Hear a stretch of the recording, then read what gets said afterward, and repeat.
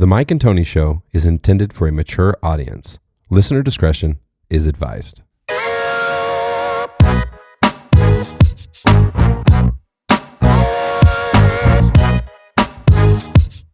Hey everybody, this is Mitch Jones. This is Luke Sisnuff. This is Pro Strongman Stan Carradine. Hi, this is Dave Freshman. This is Gabriel. Hey guys, this is Mark the Couch Guy. Yeah, you fuck with your boy Antoine Shacks, Puff Up here representing. Thanks for listening to The Mike and Tony Show. And just remember, we are not doctors.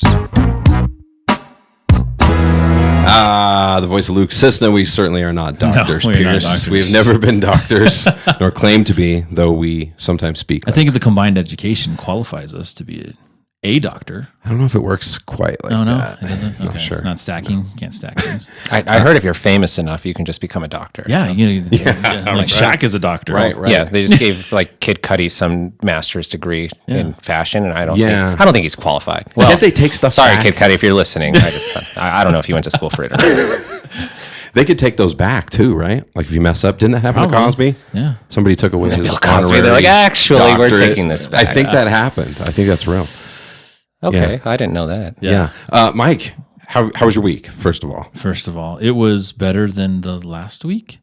Okay. Oh, last week was rough. Yeah, last week was rough. My boss quit, and so that means everything got put on me. And so, yeah, this week's been good, though, because it's been a little chill.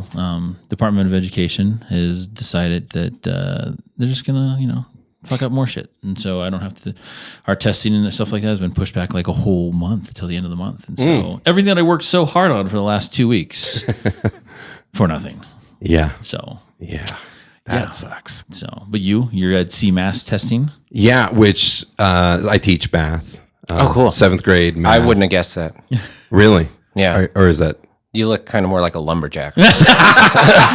I've called him, what is his name? Yukon? Yeah. Oh, yeah. Yukon Cornelius. Cornelius Yukon from the what is it? The Christmas. movie thing. It's like the claymation? animation. Oh, yeah. Like the Rudolph one. Or Yeah, whatever. yeah. Well, that picture I posted. Hey, I see it. That makes sense.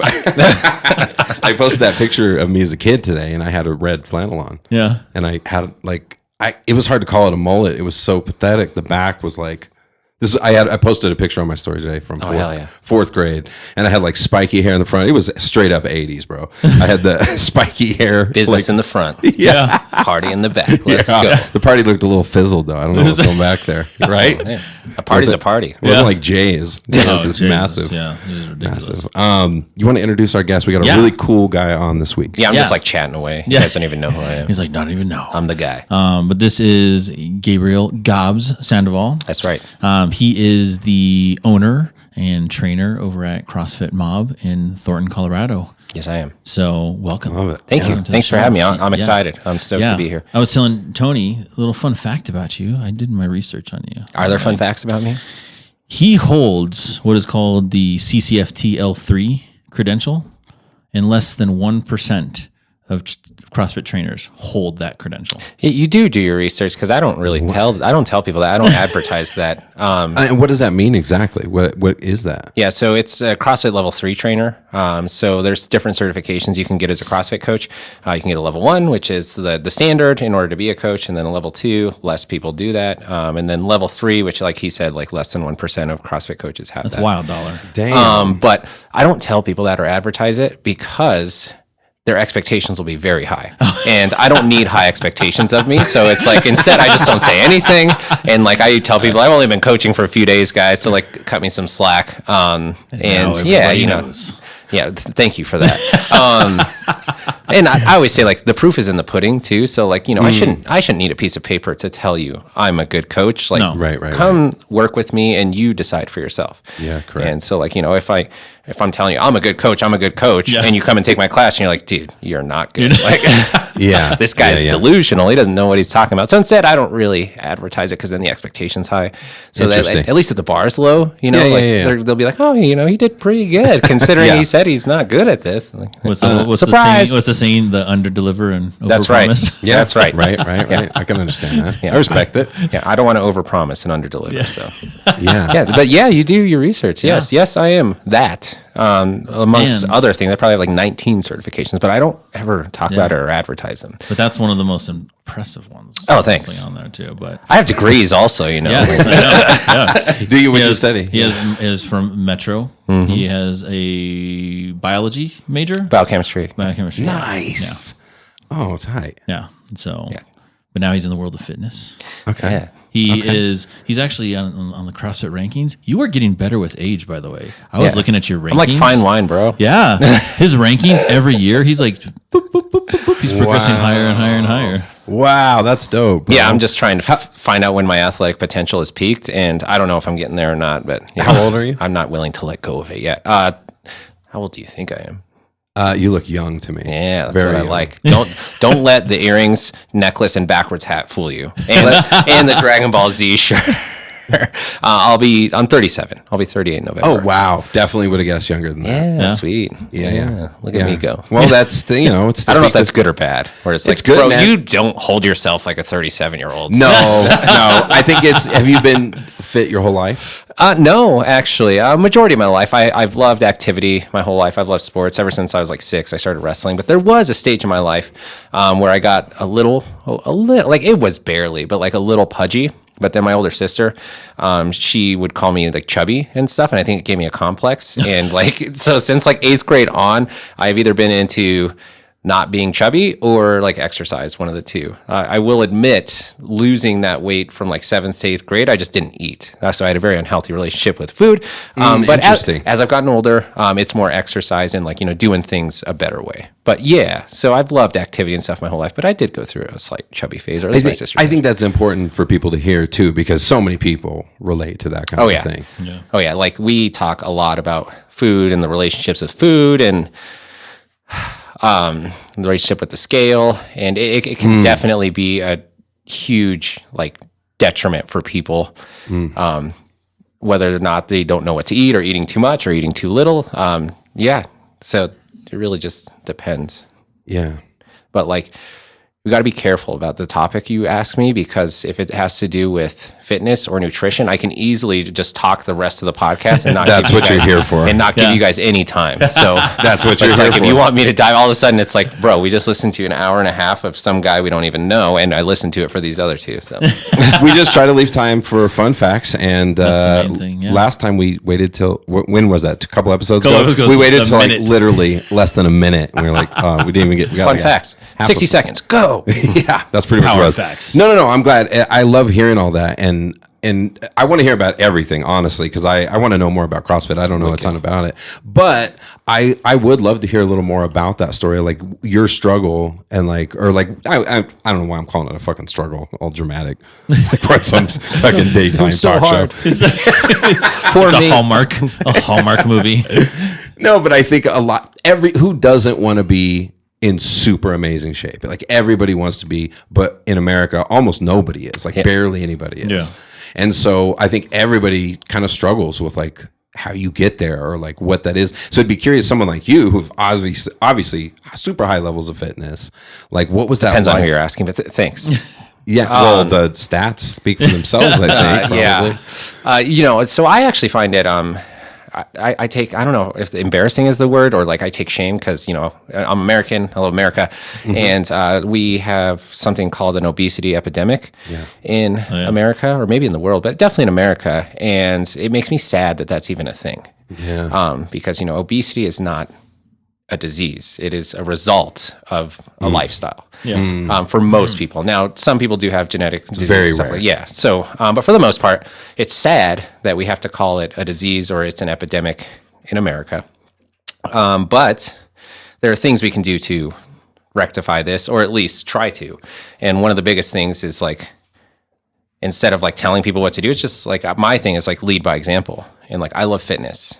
And so my thing is like, instead of telling you need to be fit or whatever, it's like, I'm going to go first and I'll get myself as fit as I can and try to eat as good as I can. And then that way, if I'm trying to give anyone advice of like, hey, I think we could do better as friends or society or as a country, it's not me being a hypocrite. It's like, like I'm actually doing this, and no, it's not easy. Fitness and health is not easy, but it's worth it, right? Absolutely. And so, I think it's crazy that we have the word obesity epidemic. in America. And that's one of my biggest motivations for doing what I do is I want to help try to make that not a thing. Yeah. And like try to work with people. What are your thoughts on like how food has changed in America and like how it's just freaking everywhere and it's just temptation around every corner? Is it just a matter of raw discipline and you just need to? So I've been talking about this recently. Well, I talk about it a lot, nutrition.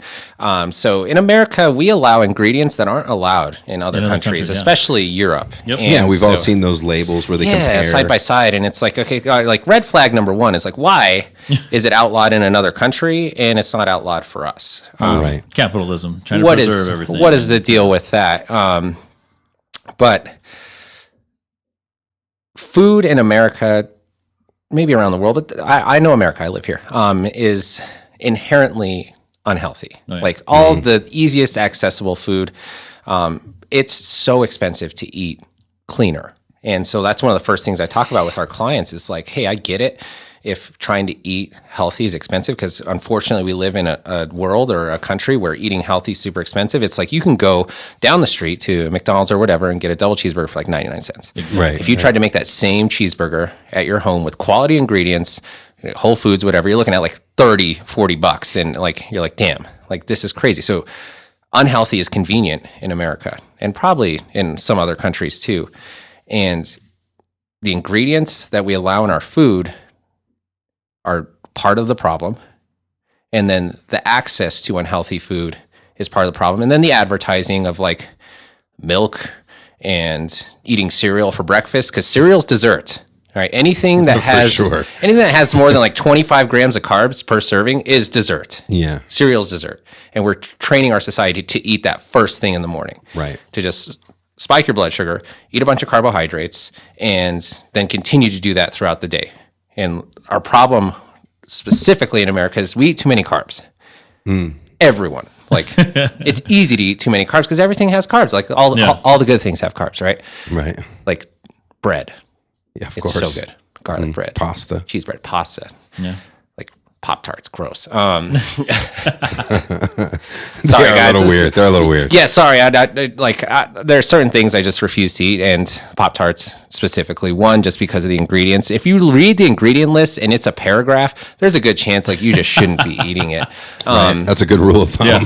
You know, and it's like, yeah, is a Pop-Tart going to kill you? No, but 1,000 Pop-Tarts probably isn't good for you. Yeah. And is one cheeseburger from McDonald's going to hurt you? No, but Right. 100 cheeseburgers from McDonald's is going to do something. Yeah. If you ever watch that documentary Super Size Me, yeah. like you see the effects on the person, but not only like what was crazy to me about that was you watch it and you see this guy changing, but you see his mind changes mental, where he's like addicted. Yep. And it's like, that's what we do to That's people in this wild. country is like we get people addicted to this like unhealthy, convenient, bad food. And before you know it, it's almost like muscle memory where like we're not even making decisions anymore. We're Correct. Yeah. kind of just eating what they're feeding us and without thinking about it. And I think the problem starts with just general education. And like, we're not teaching our people enough. When you learned in school about nutrition, it was probably very brief. And it was probably this cool, it's not cool, I'm making fun of it. It was this fitness pyramid, right? Yeah. Or sorry, this food pyramid. Oh, yeah. And okay, first of all, don't go by that. Nobody go by that. That's BS. The bottom part is just full of like the worst things for you. And they're like, you should eat the most of this. And it's like all these carbs and like processed foods. And you're like, no, you absolutely shouldn't eat the most of that because it's going to cause you, to gain weight, to have inflammation. It's going to cause mental effects. Like the effects of food and nutrition on our body go way, way deeper than gaining weight. And I think that's what we fail to like realize as a society, or at least look into, or whatever. It's like, how is this affecting you? Not just like physically, how is it affecting you mentally? Like, what are these things doing, these chemicals that you're putting into your body? How is your body reacting to them? And these are things that we don't think about that are just super, and over long term, not good for you. Most importantly, over long term, that's what I was saying. Well, and that's what it is. It's like, short term, not a big deal. I just had my first son 3.5 months ago, and I'm sure, I guarantee it, I've already thought there's gonna be times where he's like, I want a Happy Meal or something, and it's like, cool, every now and then. But the problem is if we're doing that frequently, that's when we see a problem. Yeah. Childhood obesity, which is a big problem. And then that's what leads to adult obesity and eventually chronic disease, like type 2 diabetes, which is a very curable form of diabetes if you do exercise and nutrition. But it seems to be a problem. And it's so much a problem that we made a medication for it called Ozempic, which is essentially to just help you lose weight. And people are overusing it. And people are overusing it. Crazy. They're getting prescribed it when they shouldn't be. Any doctors prescribing it for somebody that doesn't have legitimate type 2 diabetes should be sued for malpractice. I went there. Because it is for an actual disease, and I know people that take it just to lose weight. Yeah, because they think it is the easy way out, right? The quick That's exactly fix, it. That's what we want. That's what everyone wants. They want instant gratification. Everyone wants the quick fix. I was just talking about this at lunch today. One of my family members got gastric bypass surgery. And the same thing with Ozempic, same thing with gastric bypass surgery is we're not addressing the root cause. Yeah. All we're doing is putting a Band-Aid on the problem. We're not changing behavior. What got you to the point of being type 2 diabetic, overly obese, whatever? It's your actions. We're not addressing the actions and like, what can we do to make this so it's not a problem for you anymore? Instead, we're just like, hey, try this quick fix. We're not going to change anything about your actions. You don't need to. All right, maybe spend a little money or whatever. And then what happens, we see this happen over and over and over again, is that people lose the weight or they get the weight taken off from the procedure or whatever. And because they didn't address the habits or the lifestyle, they gain it back, and usually plus. And so I have a family member that had gastric bypass surgery, ended up gaining everything back. I've had other. So what happens? They just re-stretch everything out. Yeah, Holy that's exactly what happens over time. So because your stomach's now smaller, so you're not hungry, but our bodies are very resilient and they will adapt to kind of whatever we ask them to.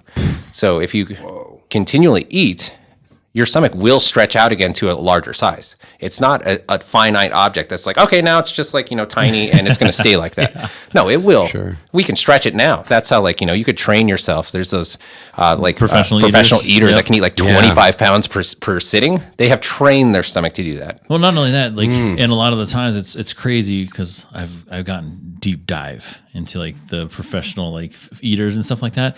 A majority of them are smaller people. Yeah, they're not skinnier. overweight. Yeah. Because the reason why is and they've been talking about it is because a bigger person, their abdomen is restricted by the fat. And so it can't expand as much. Whereas a smaller person, in fit, their stomach can stretch out and stretch out and stretch out because they don't have that restriction of body fat. How deep did you go down? I went, dude, I told you. Bro, you can go down rabbit holes. There's all over the place, dude. Yeah. So, but no, circling back to we were talking about the quality of food that we have here, I've traveled around the world and I've told Dollar whenever everything on time out, I've been to Mexico, I've been to Greece, and you look at their ingredients on a bag of Lay's potato chips in Mexico, it legit says potato, oil, salt. Yep. That's all it says. I know. And then same with Greece. When you're in Greece, same things. Like on their processed foods aren't really processed, and they don't have as long as a shelf life, because it's not preservatives and stuff like that. But that's why we have it here, because we want things to last longer. We want things to sell. We want things to be able to make mass production and profit and make companies don't want to go through product loss where it's like, oh, this didn't sell, it went bad, we need to get rid of it. They're like, well, let's just put some crap in it to make it last longer. Well, and then the other shitty part is that you were talking about the access to healthier foods. There's legit places out here in America called food deserts where they don't have access to those healthy foods. Grocery stores, where a convenience store is just their main form of shopping, so you can get ramen noodles in there again for $4 for $1, and stuff like that, really highly processed foods, sodium, everything in there. But again, it's cheaper. And there's one documentary I was watching, this lady, she made it a point. She was Detroit's considered a food desert. And she has this food truck and she makes it a point to drive way out of town, grab all these fruits and vegetables and bring it back to, her neighborhood and, sell it on the cheap. Oh man, she's a hero. Yeah. And so stuff like that, bringing in, and her educating people and stuff like that too about healthy eating and living. Surprised I haven't shut her down yet. Yeah. It's like, man, I swear, half the time you see someone that's speaking the truth, trying to do some good, and it's canceled. Yeah. You're taking money out of big corporations' pockets, canceled. I know, huh? Yeah. That's pretty much just how it is now. Yeah. And everybody knows it, but it sucks. Yeah, we still do it. It's okay. Yeah, crazy. So if somebody comes to you and is like just in a shambles, ask them for a friend. And just really wants to get their self together, does have a history of Piers, you know me for years. My weight has gone up and down numerous times. There's times where I'm just going really, really hard, and there's times where I just fall completely off. So after that cycle, I know that has long-term effects on your metabolism and all that kind of stuff. Somebody in that state, where do you start? Like what's That's a great question. The answer is, it depends. So I always say, and I've been doing this a long time, that there's two types of people. And so there's the type of person that, if you know yourself, that does really good with let's just dive in head first, cold turkey type of stuff. These are rare people where it's like, we're going to start you off. Like, you're like, I know, like, this is kind of like the person I am, where it's, as soon as I got into like actual exercise and stuff, I was just head first in, exercising 5 days a week, eating good, like making sure I'm getting sleep and never rest. Look back. Yeah. And that's not majority of people. It is some people. Yeah. So you have to do a little bit of probing just to figure out what kind of client you're working with. But for the most part, most people are going to be kind of like the frog in the pot, the boiling water. We want to slowly introduce change to where it's not so dramatic. Because if that frog were to go from nothing to jump into boiling water, you're going to jump right out, or the frog will jump right out. But if you slowly heat up the water, good analogy, yeah, they don't really notice as much change until before you know it, the water's boiling, and they're like, "What the hell? I didn't realize." Cool. So usually that's the type of people we deal with, and I'll talk to them. And because I work at a gym, we also offer nutrition, but our main breadwinner is fitness. I tell them, hey, let's just start with exercise. Minimum 3 days a week. So anyone listening, in order to get results from exercise, like actual noticeable results, you need to work out at least 3 days a week. And that's the minimum. The more fit you get, the less you have to lose, the more you need to work out. So, I work out. I should be working out right now. No, I'm totally kidding. So I tell them, let's just start you with a routine of just consistent exercise. And once we can do that, then we can think about adding things. And usually it just starts with the exercise. It's like, let's start exercise 3 days a week. Perfect. We've been doing that a month, 6 weeks, something like that. You've been really good. Let's add a day. Cool. We're at 4 days a week. Awesome. Do that. We'll get them up to 5. We're at 5 days a week. They're doing it consistently for 6-ish weeks, somewhere around there, 2 months. I don't know. It's been consistent. I can track attendance, or, I'm in the gym almost every day. I'll see people. And then we'll talk about the nutrition. But when I first meet this person, let me go back a little bit. We will kind of give them this plan. I will give them the plan up front. Like, hey, here's what we're going to do. We're going to introduce fitness first, see how that goes. It's almost like graduating. If you get to the next step, and then we're going to start talking nutrition. So we got our person up to 4 to 5 days a week. They're being consistent. Now we can really start to address the nutrition, and we're going to start small. Going to get to know you, talk about it. What are your habits? What do you like? What are your vices? And then we're going to start just trying to introduce good habits. But small changes. We don't like to take things away, even though insider start with like a protein goal. We are taking stuff away, but that's not how we word it. We're just like, hey, let's instead of this, let's try this. Replacing things. We're replacing stuff and trying to build good habits. And so we'll start them slow. And before you know it, this person's working out 4 to 5 days a week. They're eating decent. You don't even have to eat great when you're working out a bunch. You just need to eat decent. Just be conscious about what you're eating. And then last thing we're going to address is rest and sleep, which for older adults and parents seems to be the hardest one. And we talk about that all the time. Yeah. And so the first two for 90+% of the population is going to get you really good results. You're going to start to, see really good things happening physique wise, mentally. You're going to like the way you look. I guarantee it. And it's a men's warehouse thing. Guarantee it. I guarantee it. And then it's that last 10% of people that's like, I've been in the gym 5 days a week. I'm eating good, and I just want more results. And it's like, we'll talk to them, and it's like, okay, you're doing all the right stuff. Perfect. Just want to go to the next The only level. one we haven't addressed is rest and sleep. How's your sleep going? I'm like, I have kids or whatever. I average 4 or 5-ish hours a night. And I'm like, okay, well, there's the culprit. We're not going to continue to see great results if we're not sleeping and resting. There's so much science on that. One of my favorite people said that resting is just as important as training. So, we need to, if you're training hard or if you're exercising or whatever, your body needs to recover. And most muscle protein synthesis or recovery happens when we're asleep. Yeah. Your body releases most naturally HGH. Like, great things happen when we're asleep. Absolutely. My baby sleeps all the damn time. Well, because he's growing and he's learning new things. Your central nervous system, your brain will acclimate better after a sleep. You learn new skills. So the more we sleep, to a certain extent, the better. Active adults should be sleeping 7 to 9 hours a night. 7's the low end. Yeah. And the question you need to ask yourself is, how much are you getting? And if the answer is less than 7, we got some work to do. Yeah. What if you're, because I was looking at my weekly average. I heard you guys talking sleep scores, by the way. So you have Whoops. Is that mine's actually on the charger at the moment, but I have an Ouro. First of all, I don't know sleep scores. So you said like 40 and 50 on the last one. It's the same as like a grade, 0 to 100. Oh, so you're doing bad with a 40. Yeah, we're flunking. We're flunking it. Is that what I had that on the one you listened to? Yeah, you're like, I'm rocking a 40. I'm doing good. I didn't even know, but now I'm like, okay, that's terrible. Yeah. I've been mid to upper 80s all week this week. Look at you. Until yesterday. Yesterday, today I got a 57. Oh, that's so good. It's better than a 40. Yeah. Better than that. 40 is rare. I think I had one other night like that where that's when it's horrendous. I'm sleeping 4 hours. I still believe or that I'm something. one of those sleepless elites, dude. I think that's. I don't know if you have some evidence to back that up. Wait, I don't know if you listened to. I don't know how far back you went on the podcast, but when we were talking, I went to the doctor, and the doctor was asking me the same thing. Did the annual physical and stuff, and he's all. So what do you do for sleep? And what are you getting for sleep? I was like, like 4 or 5 hours of sleep, a night. And he's like, okay. I was like, I'm one of those sleepless elites. And he looked at me and goes, highly doubt it. It's so rare. I was like, no, I feel fine whenever I wake up and I can power through the rest of the day. And then next day, and next day, and next day, and next day.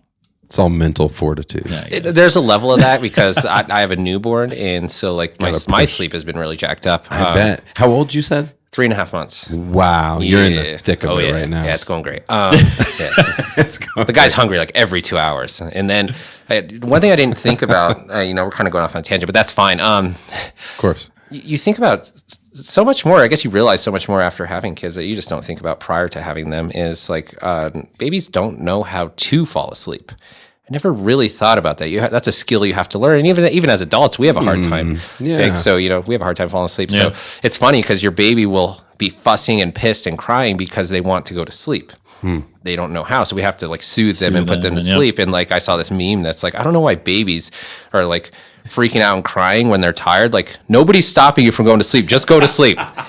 And so that's something you don't realize. So it's like, he's up every 2 hours, but then you have to like get him back to sleep. And so we've gotten actually a lot better at this and in a routine. But at first, our first kid, your hair's on fire. Like, I don't know what to do. Like, I just want to, like, what do we do? And like, that's so key. And so what I've, circling back to this, I think, you might be getting 4 hours of sleep and walk around tired, but sometimes it's like the mind over matter thing where it's like you just are lying to yourself and convincing yourself that you feel great and that you don't need a lot of sleep. My mind is strong, bro. But just imagine how much better you would feel if you got more sleep. So right? And fitness results. You feel good now. Imagine how much better you would feel and fitness results if you got more sleep. Yeah, you're already superhero level. You'd be like mega superhero level. I'm curious what your thoughts are, and there's probably way too many factors for you to even be able to give like a reason. And none of us are doctors here on the show. You're not a doctor, right?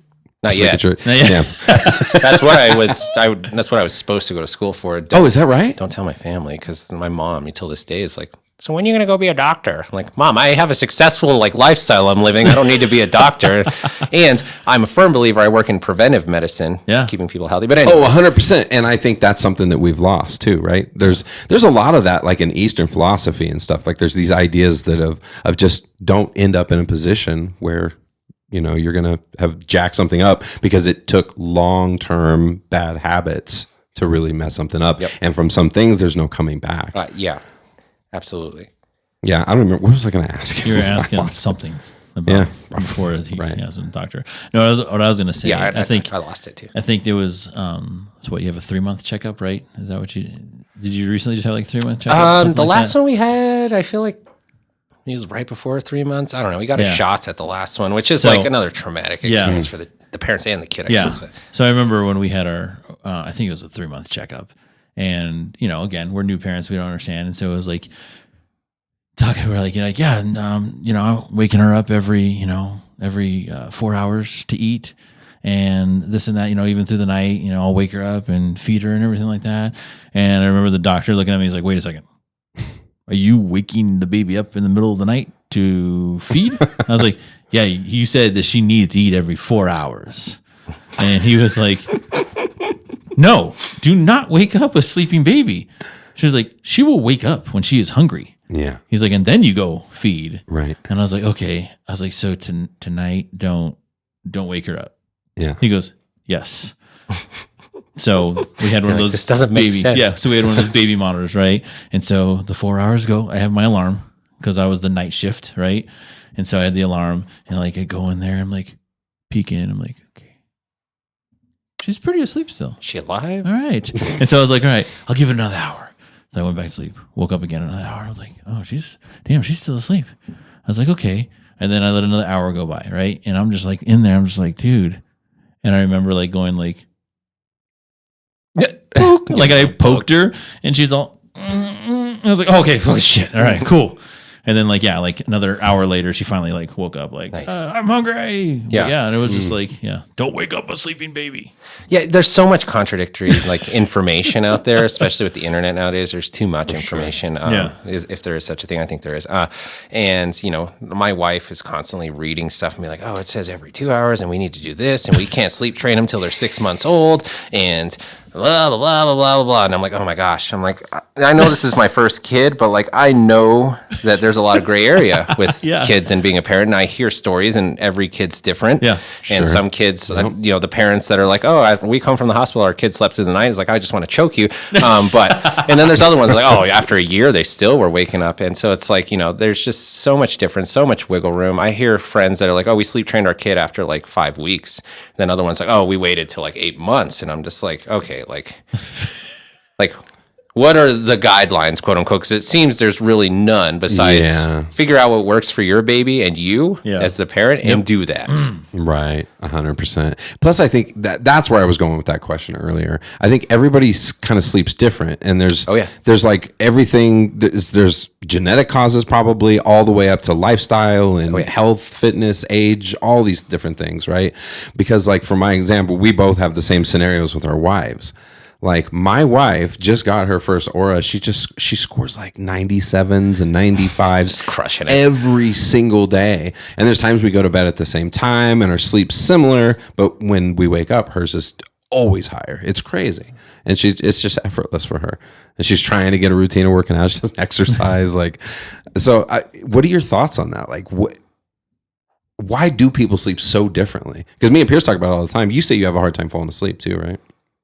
Well, I've been starting to like do like meditations and like deep breathings and stuff like that. And I eliminated the looking at the phone, looking at TV, anything like that an hour before I go to sleep. And so I've been kind of like doing all that stuff. And I'll read now before I go to bed. So good. And so I've been I'm doing like those kind of things to kind of help me. Has it helped? No, because I just like sit there now and I just lay there like. How long have you been doing it? How long, dollar? What, since you started like stopping doing the technology and all that? Yeah. I don't know, a few weeks. Couple months. Yeah, I think okay. it's been a couple months. Yeah. I have no idea. So it's been a while though. No. Yeah.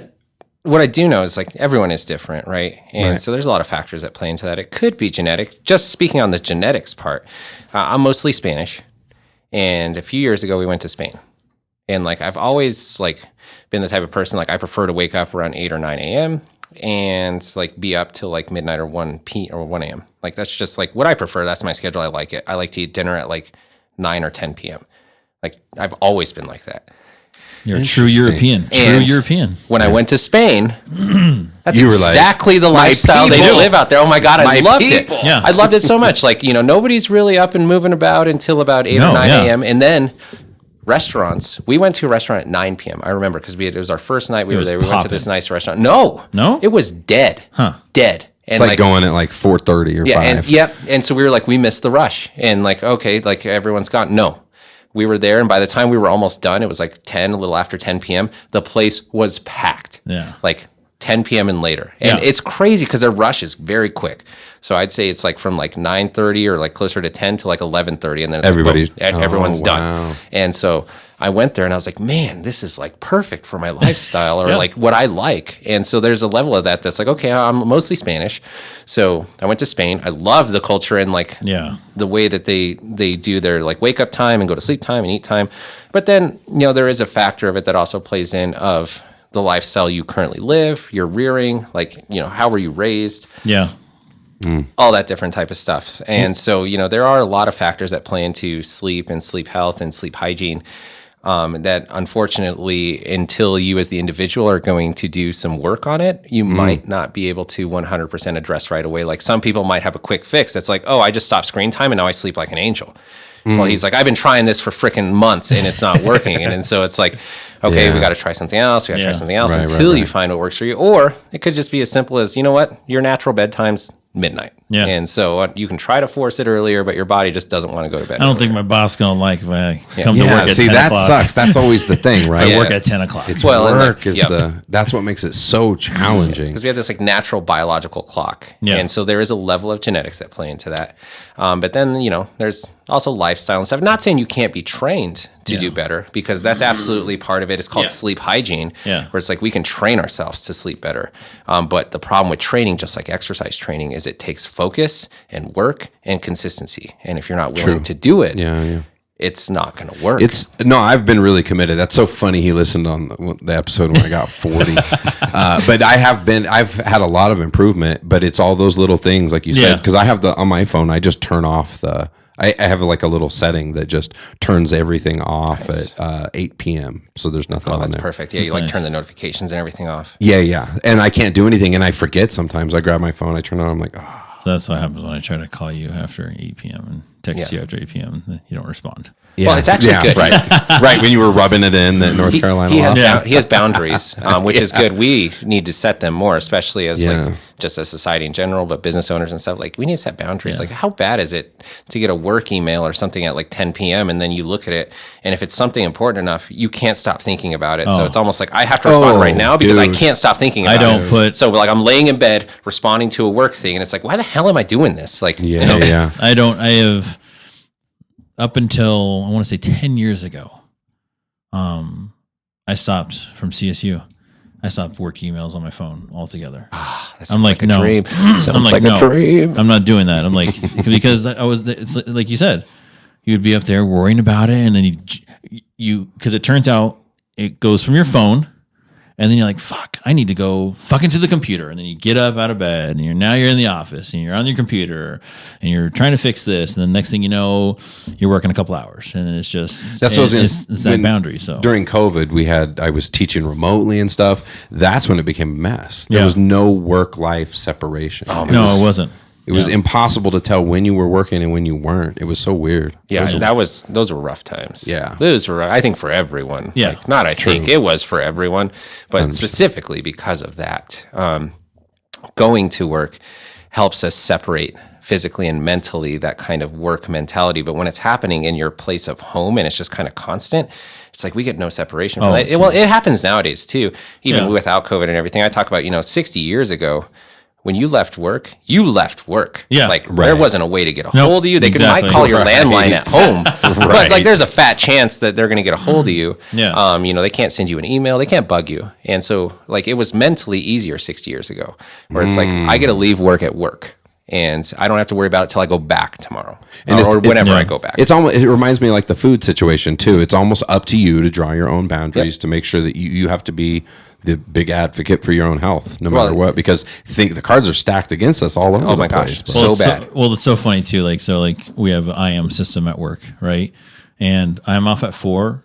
I am off at 4. Like people joke around, but I am like, we've talked about that too on our podcast. It's like 401. They send you a message like, nope. Nope. Yeah, it's like you are not gonna get a hold of me until the next day. Like I will look at that email the next day, because that's, like I said, since I was at an old school, it was just ridiculous. And I was like, no, I'm not doing that anymore. 4 o'clock, I'm done. Yeah. Like, that is it. It's gotten ridiculous where it's like we have access to information and stuff constantly with our phones, with our technology, phones, whatever. For sure. And so it's like, I do most of my work on my phone. Yeah.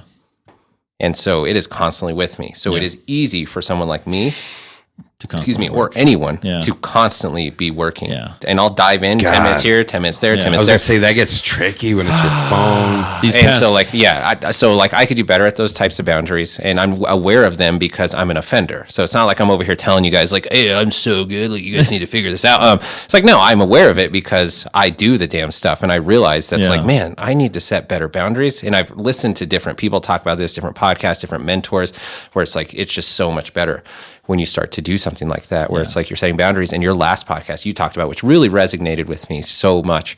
I say this all the time, and you talked about on your deathbed, when you're looking back at your life, what are you going to like? Are you going to be like, I wish I got the promotion. I wish I made more money. I wish I worked more. I wish I got the Ferrari. And it's like, nah. Like you're going to look back. The only difference that I say, you said you're going to look back and be like, it's about the people and the relationships. And that's 100% what I agree with. I always say the two things I say is you're going to look back on your life and say, you're going to have two things you wish you did more of. I wish I spent more time with the people I love. And I wish I spent more time doing the things I love. That's true. it. Yeah. I have been bad with my boundaries these last 2 weeks, though. Because I have been sitting past confession time. Yeah. I have been sitting past computer past like TBH. 4. So yeah, but and life goes in seasons. Yeah. I always tell people that. Like there are seasons of life where there's probably going to be seasons where you're working way more than you want to, but it should only be a season. And for a teacher, it's literally a season. So because you get the whole damn summer off. Which is why I realize that's why the sleep thing sucks about when you have a job that you love and you're passionate about, and it requires a very early start, and then you have like I have a family life. I have 3 kids, my wife, everything. It's very difficult to get. I would need to get to bed at 8 o'clock, 9 o'clock. It's just not possible to be able to get that, because I know my natural sleep cycle, because it happens in the summer times when I don't have to be anywhere. I stay up later and I wake up later. Yeah. And I feel great. And you're getting the amount of sleep you need. And your body and mind feels great because it's more natural for you. Right. Man, so one of my pet peeves, you guys were talking about this on the last podcast. I don't like to complain much, but one of my pet peeves is morning people that take pride in, not only do they take pride in, okay, cool. You can be proud you wake up at 4 a.m. every day. I don't really care. Morning people that try to make other people feel bad for not being morning people. Because society has let them get away with too much. We've given them too much power. Where it's like away. We've revered the morning people and we hold them on this pedestal, and they're like, oh, I'm up before anyone, working before you're even awake. Blah, blah, blah. And it's like, Mr. Mark Wahlberg. How have we allowed this? Because on the reverse side, it's like we're not giving them crap when they go to bed at 8 p.m. It's like, I'm up doing work still at 8 p.m. Yeah. Like, I'm working at 8. You're asleep. So how come I can't reverse that on you? Pull the Uno reverse card and be like, why the hell are you sleeping at 8 p.m. or 9 p.m. when I'm up working? Like, so there's a lot of people out here too. grinding. I'm out here grinding. Yeah, I'm out here grinding through the night. And you're giving me a hard time because I don't want to wake up at 4 a.m. Like, what are you doing at 4 a.m.? Go to hell. What are you grinding? You take your 4 a.m. dark 30, whatever, and get out of here. Well, there's a lot of those guys too that don't go to bed at 8 o'clock. Yeah. Right? They're just like, I'll sleep when I die. And you're like, well, the science shows that you're going to die sooner. You'll be there You're actually, quicker. Well, don't worry. We can arrange that. Yeah. But this is how important sleep is. I always use this as an example is when I do the hierarchy of fitness and health, the pyramid, right? Okay. Like the food pyramid we talked about earlier, everything circles back. I love the serendipity. So on the bottom, your most important thing should be rest and sleep. Okay. And then nutrition, and then activity, exercise stuff. This is a question I've often asked, and like you said, there is a plethora of confusing information out there. So it's nice to hear this from you, because I trust. I can just. Oh, thanks. Well, I can just tell. I mean, obviously, clearly, there's evidence you're physically fit. It's the smile, I guess. Yeah, maybe, or the fact that you're 37 and you look like you're like in late 20s, early 30s, maybe. Yeah. Like I said, don't let the backwards hat, earrings, and chain fool you. The Dragon Ball Z shirt. But the reason why I say that, and so it makes perfect sense if you think about it from a logical standpoint, sleep and rest are the most important. Yep. Because if you go 2 weeks without exercise, what's going to happen to you? Probably not much of anything. If you go 2 weeks without eating, you're probably not going to be, it depends on how much you have to lose, I guess. And like most people would maybe survive. We'll even say a week. Most people survive a week. If you go a week or two without sleeping, you're probably going to die. Definitely 2 weeks. Like, think about going more than 3 days without sleep. Have you ever stayed up for more than 2 days straight? No. Like, I'm saying, 24 hours, sure. But like, and college days, especially getting older though too. Even one night, you're Foxville the next day. I actually did a study. I don't want to say where, but a long time ago during World War II, where they kept people awake as long as they could. And after 4 days, the minds and bodies, but minds started to fall apart. Oh yeah. And after 5 to 6 to 7 days, they started dying. And so like, that's how important rest and sleep is. And that's what I tell people, like, it's true. That's the priority. You need to prioritize rest and sleep because that's how important it is. Our body needs it so much. And then nutrition, and then exercise last, which sucks because I'm a fitness, I'm a fitness professional, enthusiast, whatever. But if people are asking me, my mom's this person where it's like, if I can only choose one, exercise or eating good, which one should I do? Nobody talks about the sleep. Eating good. I'm like, you should eat good. Yeah. Because I remember reading somewhere, like they call it like the 85-15 rule, right? Yep. The 85% nutrition, 15% exercise. Yep. That sounds right. Yeah. Well, there is that cliche saying, which is very true. Abs are made in the kitchen.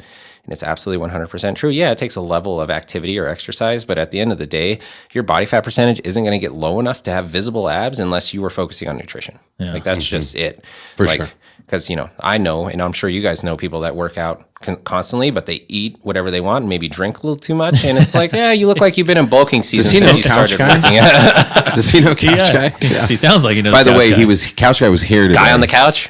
Yeah, he took his microphone shucks. and had bad news about the computer. That's going to be a little longer. So. Yeah, so like one of my favorite celebrities that does this is Drake. So the guy talks about working out and stuff, but bro, you look like you've been in bulking season since I've known you. Yeah. So you need to cut. And that's out. Nutrition and alcohol. Obviously, he makes a ton of money and lives an amazing lifestyle. But if I could afford $250,000 of champagne, maybe I'd drink more of it. But that's not the case. And I do like to have visible abs, so it takes a level of focus. Yeah, when you like to feel good. Well, that's also Yeah. That's also a side effect of eating good and exercise. Is man, you don't realize, and society doesn't realize how good you can feel until you actually put the work in and feel that way. We get so used to feeling bad. We get so used to having brain fog or random headaches or stomach aches or joint aches. Yeah. Right. Which Everybody just writes stuff off and pops an ibuprofen. Yeah, exactly. Oh, bro. I don't take anything for that reason is because these are markers of your body telling you something's wrong. We've Pain, discussed before, like when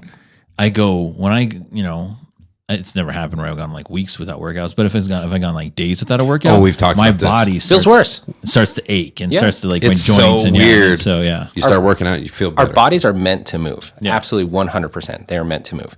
I feel better when I'm moving than I do when I'm not. Like if I somehow manage to take a few days off, my body starts to feel worse. Like my back starts to ache and things just start to ache. I'm like, what's happening? I'm resting my body and I'm aching. It's your body's meant to move at a healthy level. Now, of course there are unhealthy levels, and that's usually when we start to get into competitive sports and stuff where we're doing stuff too frequently. Yeah. Right. And which is why a lot of athletes, as they get older, they have a lot of problems. Yes, because at the professional level. frequency is too high, and where muscle pattern use is too frequent. And so a best example of this, and most people don't think about, is one of the highest injury rates amongst athletics or sports is distance running. And everyone reveres running. It's so good for you. Running's so good for you. No, it's not. Too much of a good thing is bad for you. And the problem with running, if you're an active runner, I'm not shaming you or everything, but you're using the same muscles and same movement patterns over and over and over again. And the occurrence of low body injuries we see in runners is higher than almost any other activity. And it's only because we're not giving rest and recovery. You're not letting those muscles and movement patterns recover. So you're going to start to have my foot hurts, my ankle hurts, my knee hurts, my hip hurts, my back hurts. And it's what have you been doing? Well, I run 5-6 miles I'm every an ultra day. marathoner. Have you ever tried not running? Yeah, I remember What are you when I talking was- about? Running's good for you. And I'm yes, it is to a certain extent. Everything's Yeah. exercise is good for you. Too much of a good thing is bad for you. If you eat too much broccoli, it'll kill you. I don't think we can eat enough to do that. You'd have to eat pounds. Yeah. You have to find a very unusual person Yeah. that can eat that, consume that much broccoli. Too much of a good thing can be very bad for you. Yeah. Yeah. Well, that's why it's your CrossFit that you do. It's so much different. And Tony always jokes around with me, and he goes, I don't know, Pierce, I think you might be a CrossFit guy. I mean, you're wearing a CrossFit shirt. You come to my gym once a week. Now, an actual CrossFitter is I guess the stereotype, it's not like this anymore, but the stereotype is we live and breathe and bleed CrossFit. And like, how do you know a CrossFitter does CrossFit? They'll tell you that they do CrossFit. So, you haven't reached that level yet, but I do see him about once a week. And so, that's more than normal. Granted, he doesn't do CrossFit. I've tried to get him to go. We have a weightlifting class where we focus on the Olympic lifts, snatch and clean and jerk, and he joins me for that, which is great. I love it, and he's doing really good. But I don't think I've gotten him to take a CrossFit class yet. Let's talk about that, because I'm very curious. Well, it's very humbling too. So like when I first went there. Oh, I remember this. Yeah, when I first went there, it was like, because I can lift trucks, I can bench heavy, I can squat heavy, all this stuff, and I'm a big dude. But then like you get into like those functional movements and the snatching, the clean and jerks and all that stuff. And I was just like watching everybody, and I always joke around with Sarah more particularly. Dude, I cannot do an overhead squat to save my life dollar. I remember. And here I'm watching Sarah in front of me, crushing it, just bam. And I'm just like, I have a PVC pipe above my head, like a fucking pipe dollar. And I'm sitting there. My brain was like, okay, legs down. I was like, well, my arms up? Yeah, legs down. Like, our arms are up. And I'm like, I can't do it. I'm like, why can't you figure this out? No, I'm kidding. So it is a very humbling movement. So overhead squat, compared to other exercises, probably is one of the most challenging and demanding movements that we can do. Flexibility-wise, strength-wise, stability-wise, core strength-wise, like everything. And so when I first started, I couldn't do it either. You have to learn how, and your body has to learn how, learn to support like the right position, blah, blah, blah. But most people, I'd say 95% of everyone that walks into our gym is unable to overhead squat when they walk in there. And so it's such a humbling. I gotta try. You should come with us. Let me rephrase. Overhead squat correctly. Okay, so like you can finagle your way through it. So one of the most humbling movements that's like, I love to challenge people with this or whatever. If you're out there and you're like, I work out and I'm fit and blah, blah, blah, go to the gym and try to overhead squat, even just the barbell, and let's see how that goes. And then when you do it and you have a hard time, keep in mind, there's people, probably girls, half your size that can overhead squat your body weight. Yeah. For sure. Yeah, dollar. And here's me with the PVC pipe, dude. Like, I can't do it. That's like one of the biggest flexes if I go to like a Globo gym or something, is I'll do overhead squats or like clean and jerks or something dynamic that just snatches, that just looks impressive. Yeah. And I know most of them don't know how to do it. And so it's almost like it is a flex of like, I've put in the work and time to get good at this movement. Sure. Yeah. So A, I'm proud of it. B, I want to show you guys like, what's possible. This is fitness. Yeah. This is how we use our body. And it's so, like you said, he's been trying to get me to come to a CrossFit class, but they're in Thornton Dollar. I live all the way in Parker. And so that morning time, stuff like that too. But like I do incorporate in my daily workouts. I have been doing like working out, like doing like snatches and stuff like that on regular stuff. And I have noticed like strength going up on like, presses and bench and all that stuff. And just like how you were saying that one day, you're like, your shoulders are looking ridiculous. I was like, oh, dude, because I'm doing these overhead squats. I'm doing these presses behind the next snatch grip presses. Yes, I'm like, I'm doing those and just it's bouncing out. I was like, yeah. So you need to go one day, dollar, on a Wednesday. Well, okay. So I want to ask you about something specific. Do you happen to have ever heard of the Mind Pump podcast? No. It's one I listen to regularly.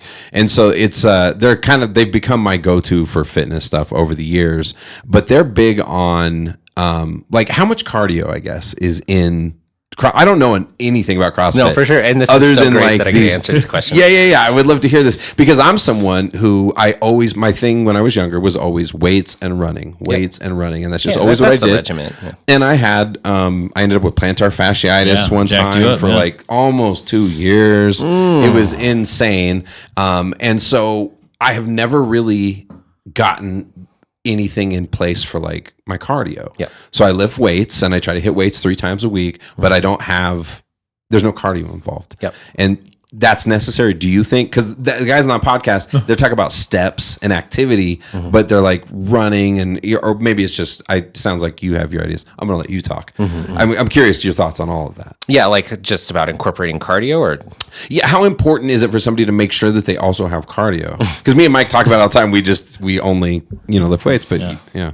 It is very important. So every aspect of fitness is important, and we shouldn't neglect anything, specifically cardio, which is an easy one to neglect once we learn to lift weights or do certain types of lifts, curls and bench press. Especially because it's so fun. It can be boring, so for sure. But CrossFit I have a joke about it that is, everyone's like, what do you do for strength? And I'm like, oh, we lift weights. And like, what do you do for cardio? I'm like, oh, we just lift weights faster. So, and that's a joke. There's a level of that. But cardio is very much an important part of body health, exercise, mind health, everything. Your body will feel better if we can find the right way to incorporate it.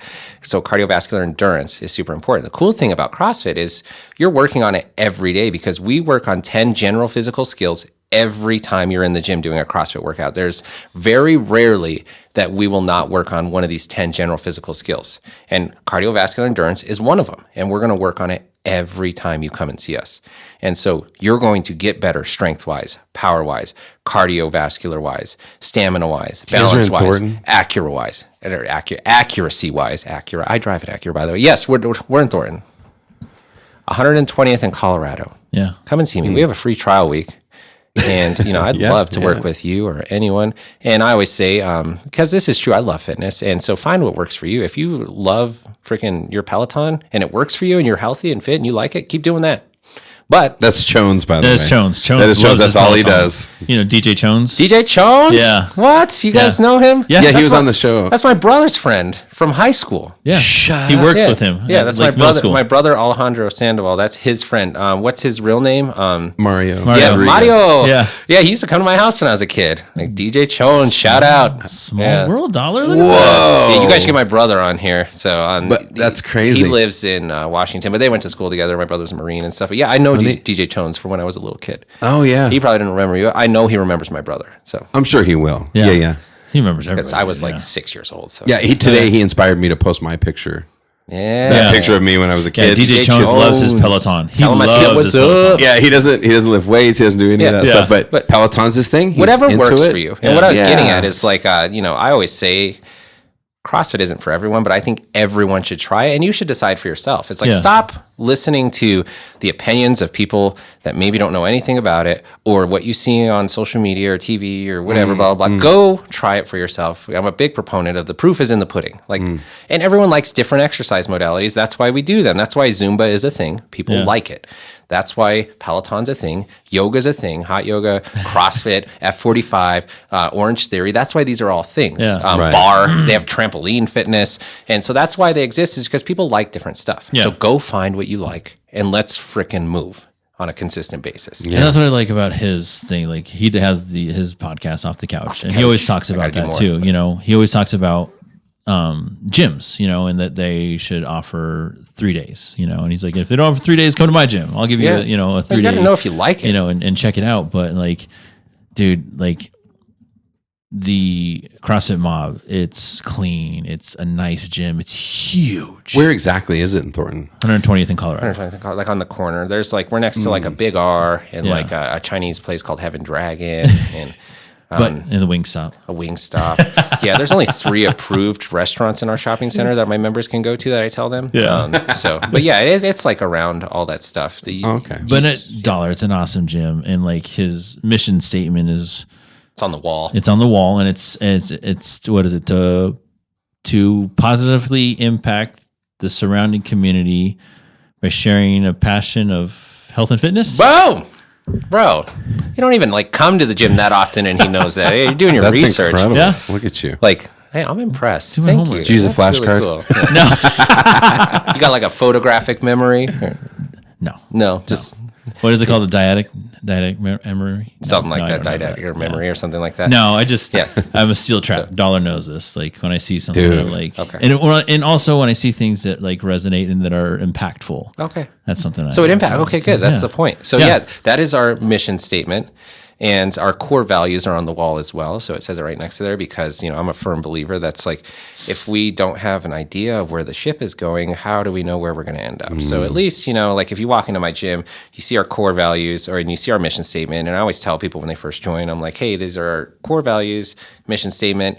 And if this is something you can get on board with, you're going to love it here. And our mission statement involves community. Community is huge in just life in general, making communities with people, relationships. But it's huge. It's a reoccurring theme. It's huge in CrossFit. And that's why CrossFit's so intoxicating for a lot of people is they don't realize until they go try it that, damn, this is more than exercise. There's like this whole community. That's why some people call it a cult. I don't really care what you call it.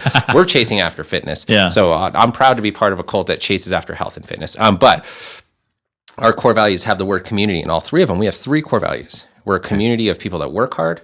We're a community of people that get results, and we're a community of people that support each other in that process. And that's awesome. I love that. And like community is huge. And so if you like the mission statement, the core values, you're going to get along great with us. And it's like when I go to the class dollar, it was like everyone's welcoming, and Gabs does like a question of the day. Yeah. I try to make them up. It's hard after coaching for the amount of years I've been coaching, like thousands of different questions. So we've had some repeat questions, but I think of a question of the day, and I don't know. I think it's more for me. Like I really enjoy it, and some of the members I think roll their eyes at it or whatever. So how did you get started with this, and how long have you been at it? That's a long story, but I've loved exercise and fitness my whole life, right? Mostly just activity. Growing up, I did wrestling and basketball and football, and then I really got into skateboarding and snowboarding. So I just love being active. Really did everything. Yeah, I actually moved to the mountains for a year when I was younger because I wanted to like try to be a pro snowboarder. I used to compete and stuff, but then I quickly realized that it's good, but they're just on a whole nother level. I didn't have the time to commit to it, so and also hockey, right? That's more like as a year and a half ago, I started playing ice hockey. I've never played before in my life, never ice skated. Yeah. Okay. Hockey's very hard, but also very fun. Oh my God, I look forward to it. And our season's over right now. And I'm like, usually we play on the weekends. Like, what am I going to do? Like, I play soccer too, but I'm like, I miss hockey. Hockey's really fun. But growing up, I was just super active. Always into like activity and sports. And then when I was in college, I really got into exercise. Like, had a good regiment. I thought it was the perfect regiment where I was working out like 5 to 6 days a week, and I had my lift day, my run day, my lift day, my run day, my lift day. Yeah. And so that is a very common split that people have. Yeah. And I thought it was I thought that I had come up with the best way to do this, and I was like, I am a genius. Exactly. I'm like, I'm more fit than everyone else. Blah blah blah. And like I'd get people come up and ask me in the gym, like, "Damn, how'd you get so lean?" Well, I was very lean. I wasn't very muscular. Like I just didn't have a lot of body fat. Yeah. I weighed like 150 pounds at the time. How tall are you? 5'11". And I weigh 190 now. So 150 pounds. So this is 40 pounds heavier. Yeah. And so, yes, I was very lean, very cut, but it's because I was over exercising and not feeding my body the way I needed to. And I didn't know at the time. You don't know what you don't know. But anyways, so I was like, I got this superior workout routine. Like I'm crushing it. And my older sister, Desiree, and my older brother, Raphael, were doing something called CrossFit. And they lived down in Colorado Springs at the time, and they were like, "Hey," my sister's like, "Hey, you should try this CrossFit thing." I was like, "No, like that sounds stupid. I got my own thing." And so my brother came up to visit me one time, and we went to a Fitness 19 by our house, and he was, oh my God, Fitness 19. And he was doing a CrossFit workout just in the Fitness 19, and I was doing my my perfect regimen. I felt bad for him that he wasn't doing what I was doing, but I was watching him work out, and he was doing like dumbbell lunges and like kipping pull-ups. And for those people that don't know kipping pull-ups, when we don't know the purpose or the reason behind them or the proper way to do them or the safety or whatever, they look really weird and dumb, and they look like cheater pull-ups. So like I remember watching him going like, it's where you kind of like use momentum a little bit. That's exactly right. So one of the foundations of CrossFit is core to extremity. We're going to use the big core muscles before we use the little muscles because we want to develop some type of speed and momentum from our core. So that's the point of a kipping pull-up, and to do them faster, more frequency. CrossFitters have big biceps and they don't do curls. We don't do curls. We don't need to. We do pull-ups. Rogan's like that. Yeah. Right. Like we do pull-ups. Like we do a functional movement. We don't just isolate the bicep. Anyways, so my brother's doing kipping pull-ups, and he's like, "Hey, you should really try this CrossFit thing." And I was like, "Bro, I saw you working out. Looks like you're having a seizure on the pull-up bar." Like I'm not. Like first of all, none of those pull-ups counted. Like. So like, I don't know what you're talking about, but whatever you have found, like, I feel bad for you. You need to jump on what I'm doing. And so I was talking to him and my sister like later on, and I was just like, yeah, like I saw what you guys are doing. I don't want to do that. That looks stupid. Like, trust me, what I found is better. And like, I'm more fit. My sister's like, okay, like if you feel like you're that fit and you found this workout routine that works, why don't you come try, or why don't you do a CrossFit competition? And I was like, well, what's that? And she's like, well, essentially you just do workouts, and if you work out faster or lift heavier, or, you're just more fit than other people, you win. And I was like, say less. Like I've challenge accepted. I found the routine. So without ever trying CrossFit, I signed up for a CrossFit competition. I'm not competitive at all, by the way.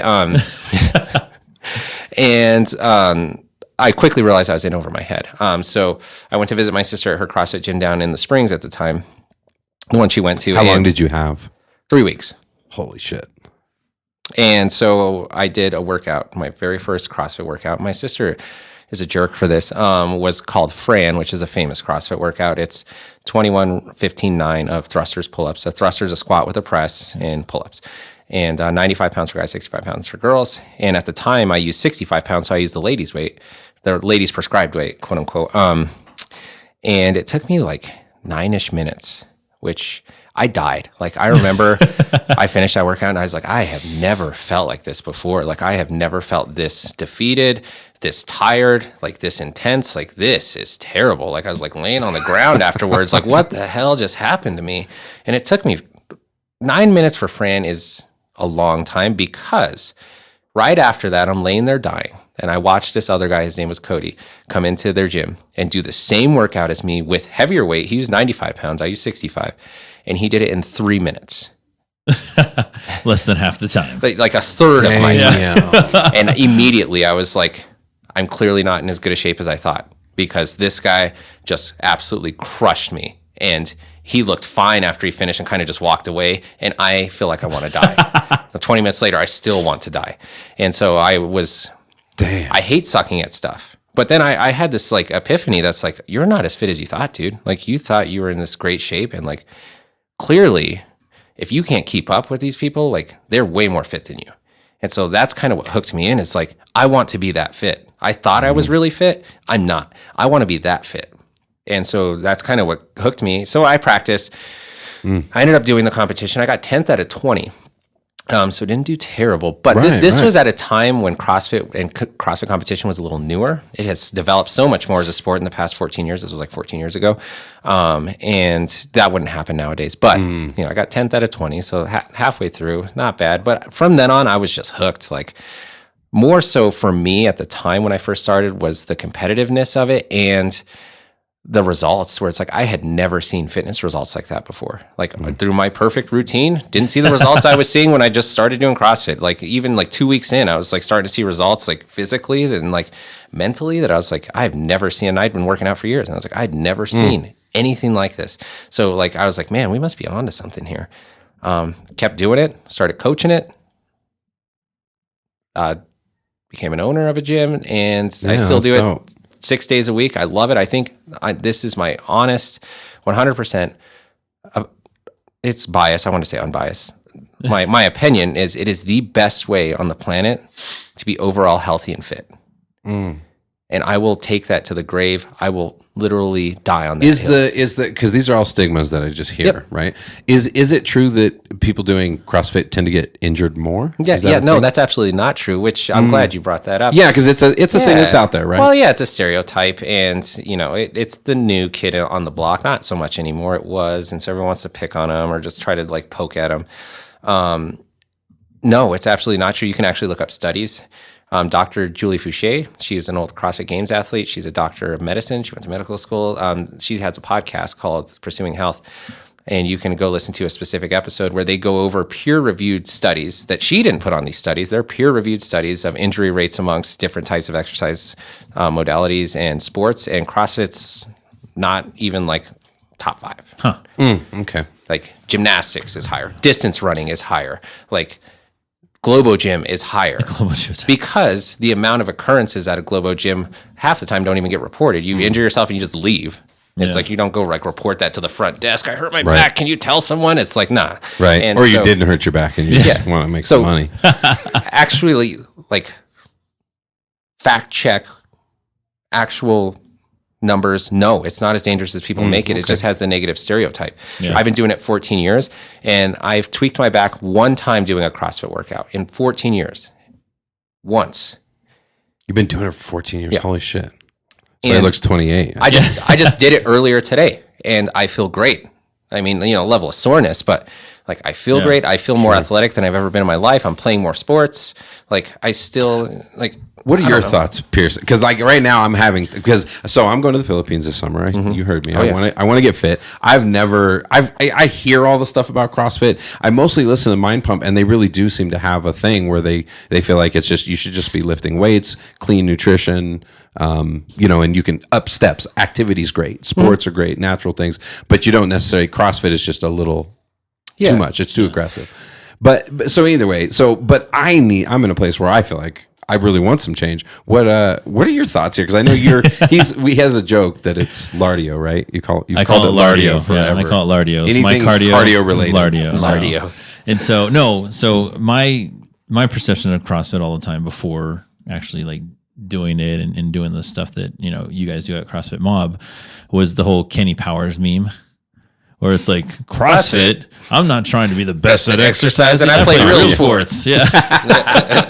And so that's like I always thought. I was like, yeah, dude, they're just really good at exercising, really good. And then when I went to, it is true though. Yeah, when I went to my first, it is exercising. It is the best at exercising because when I went there, again, same mindset like you did, right? I'm like, I'm a big dude, I can lift a lot of weights, I can do all these things, and then I got there, I was like, the fuck.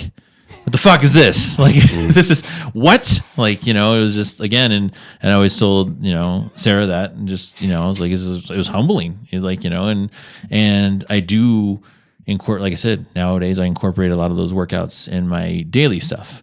And then I have a day out of the week now dollar, what I call, I've told him this before, Gabs, and I told Sarah this before too. I call it weak shit Mondays. And so that's the stuff that I work on that I'm like the weakest at. And so I've been doing like overhead squats on these things. He's been teaching me stuff. And and so that's what I do on Mondays only. I just work on all that weak shit. And because I've only seen a benefit of me getting stronger doing those workouts. Would you consider going and like trying to commit for a while and like do it regularly instead of just the strength training all the time? I like an incorporation of everything on that too.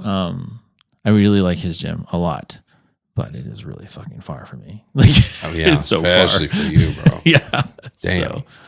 There's CrossFit close to you. They're all over the place. I know, but they're not CrossFit you have Mob.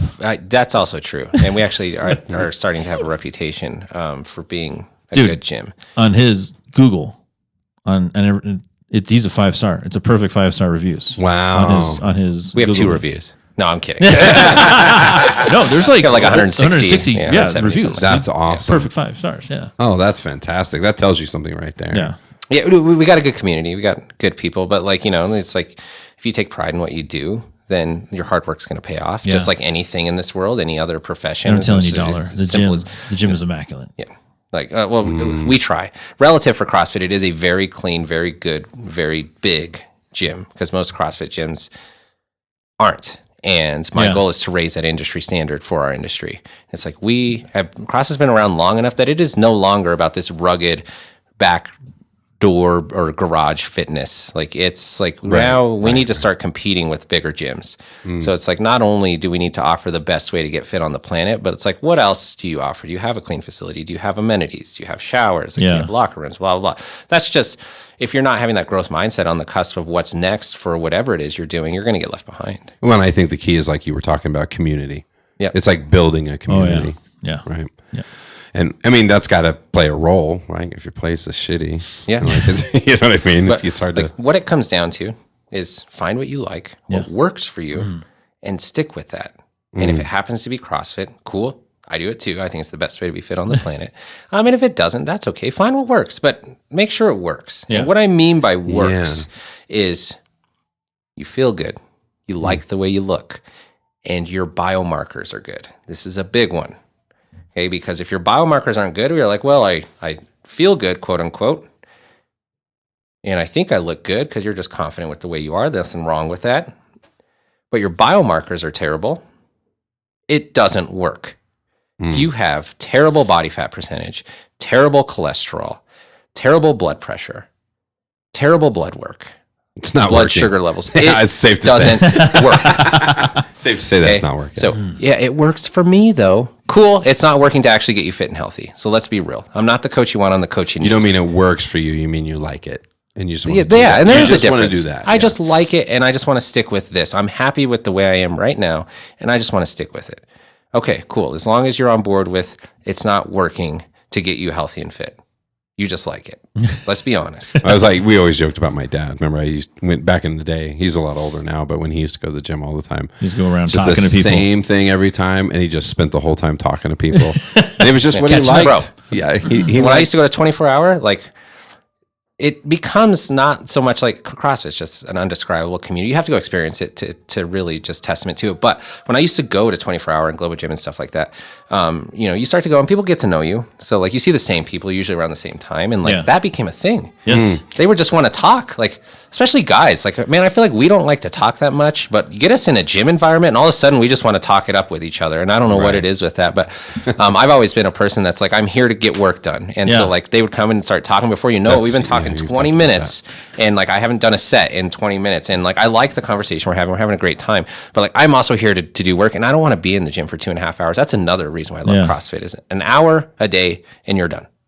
See, I worked for 24 for like 6 years. Nice. And so knows the ins and outs. And so that was my problem. And I've told Dala this before. Not everyone only knew you because you worked there. I worked there. Everyone knew me, and so everyone was always talking to me. What's up, Mike? Guess what day it is? Yeah. Hump day. But no, the same thing. Like just there for a couple hours, and you're like, God damn, what did I get done today? Like I don't even fucking remember what I did today. Yeah. And so I got to that point, and so I was working out later at night, which was avoid the crowds. To avoid the crowds, which sucked though because then I was going to bed. Later and on too. So well, exercise does help with being able to sleep, but not if you do it close to. If you're doing it late at night, it is going to stimulate you to where you do have to have like a decompressed time. I think most everyone needs that. So it's like if I'm working out at 9 p.m. my goal is to go to bed. If I finish working out at 9 p.m., my goal is to go to bed at 10 p.m. Like there's like not a great chance that's really going to happen, right? So it's like there is a level of it that's like we have to be considerate of what we're doing because I'll play hockey, adult league, we're older. We'll have games at 10 or 11 at night, and I won't be able to fall asleep till like 1 or 2 a.m. because we don't finish playing till midnight. Don't get home till 12:30 or 1. I'm just I'm like charged ready to go. I'm amped up. It's hard to decompress and go right to sleep from that. Yeah. So it's like that is a detriment to working out late if you're trying to be on a good sleep schedule. It's like fit it in when you can, but at the same time.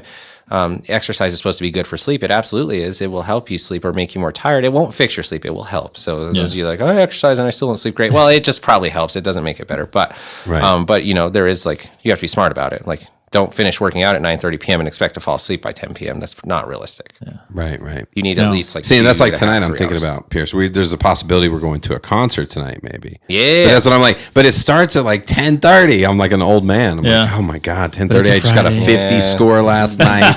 You better take your earplugs, man. Because that's the thing is you ruin your sleep cycle. Yeah, over the weekend, and we all do it like every weekend. Every now and then it's fine. It's just when it becomes a consistent habit, that's where we start to see detriments and.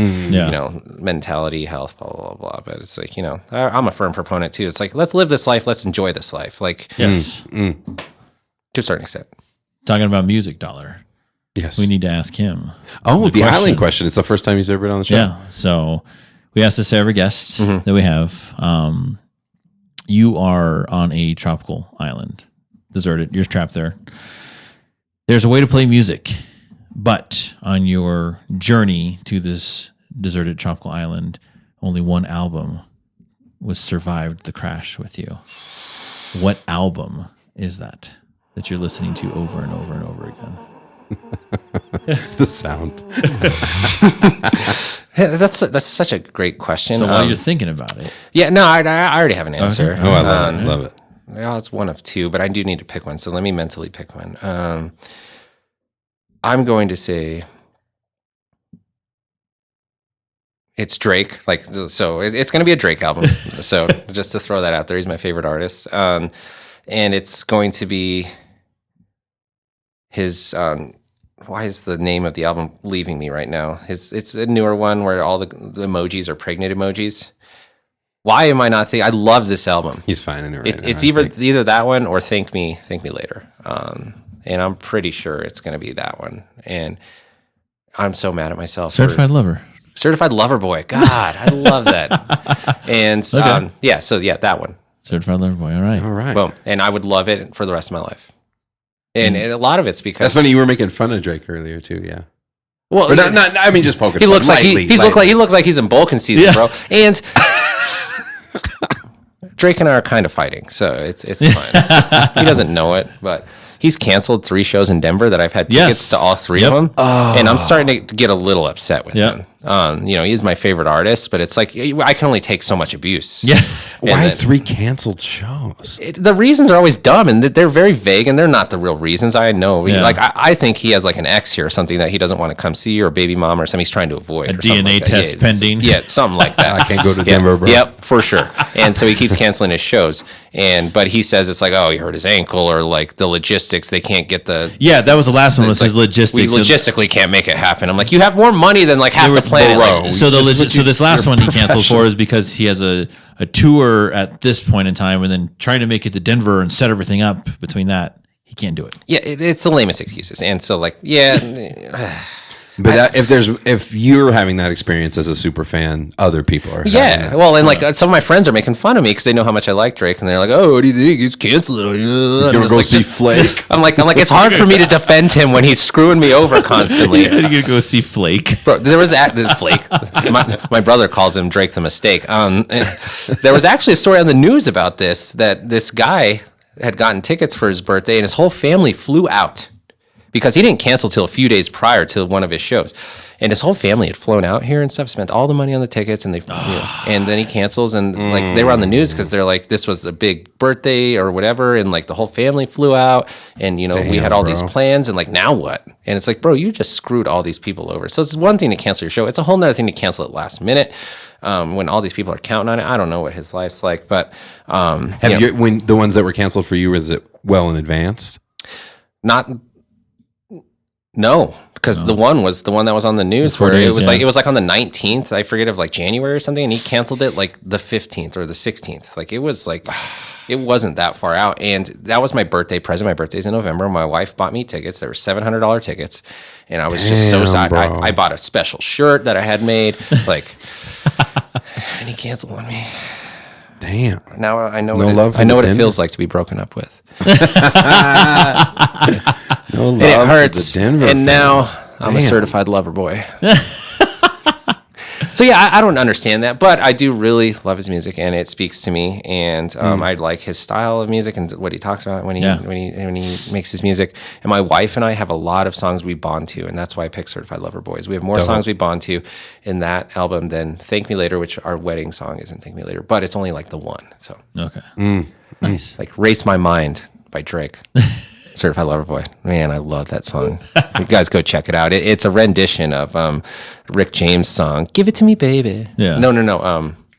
When I came home last night, you wouldn't make love to me. It's like a remake of that. But it's just the way it's done is just so tasteful. And his producer, 40, his name's Noah Shabib.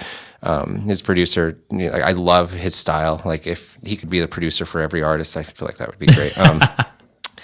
Man, I just really like. What do you like in production wise? What do you like? Like the beats? Like the harmonies, the sounds, like